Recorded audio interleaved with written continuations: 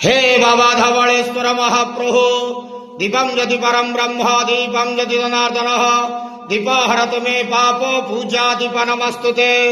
बाबा धवळेश्वर महाप्रभु संसार सुखी रखंतु।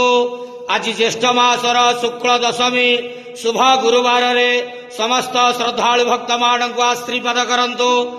मनस्कामना पूर्ण करंतु। कर्म क्षेत्रोन्नति करंतु। ग्रहरिष्ट खंडन करंतु। जगतर मंगल करंतु। विश्वर कल्याण करंतु। आपणकर नाम प्रकाश करंतु। सेवकर डाक श्रवण करंतु। समस्त गुआवसा भक्त मानकर मनस्कामना पूर्ण करंतु। बाबा धवळेश्वराय नमो नमः। संसार सुखी रखंतु अंधेवार हरि बोलो।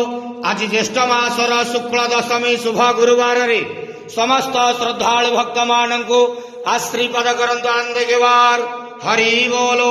बाबा धवळेश्वराय नमो नमः।